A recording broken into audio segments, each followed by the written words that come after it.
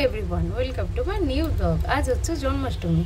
তো তোমাদের সবাইকে জন্মাষ্টমীর প্রীতি শুভেচ্ছা ও ভালোবাসা। যাই হোক, আজকে যারা তোমার পুরনো যারা এখন তো আর অনেক অনেক সন্তান হয় না, অষ্টম গর্ভের আছে, তারা আজকে অনেক কিছু মিষ্টি টিষ্টি খায়।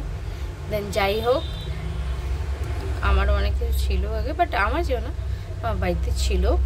এই যে আমার এখানে কৃষ্ণ, এখানে আমাদের গোপু, দুজনকে বসিয়ে নিয়েছি আর সাজিয়ে নিয়েছি। খাবার দাবার এলে এই তোমার কী বলে, এরপরে শুধু সাজিয়েছি।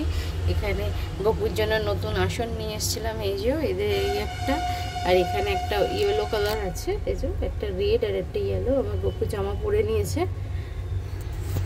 আর এখানে রয়েছে আমার বড় গোপু, এটা হচ্ছে আমার সব থেকে বড় গোপু। এটাকে আমি আমার ভাই বলি যদিও, ওই জন্য গোপুর ওখানে বসালাম না আলাদা করে। আর এই যে এখানে তারপর দেখতে থাকো পুজোয় কি কি করি। এটা তো আমার পুজো না, আমি জাস্ট এখানে অনেক মানে একটুখানি ভোগ প্রসাদ আজকে যেহেতু গোপুর দিন, ওই জন্য এখানে একটুখানি ভোগ প্রসাদ দেবো। আমার ঠাকুরঘরটা গুছানো হয়ে গেছে অলমোস্ট।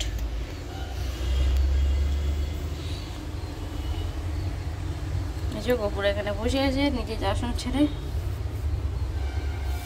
দেখুনও আছে। দেখতে থাকো আজ কি হয়, কি দিয়ে কি খাওয়া হয়, কোথায় যাওয়া হয়।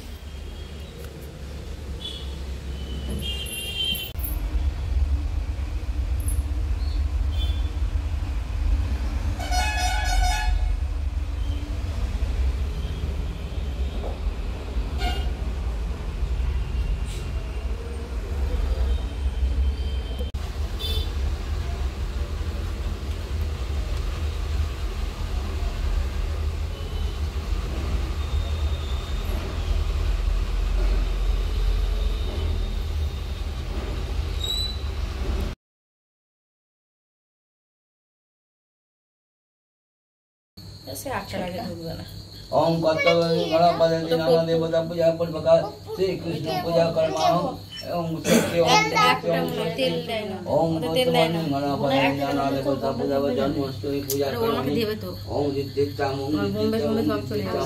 ओम कर्तव्य ओम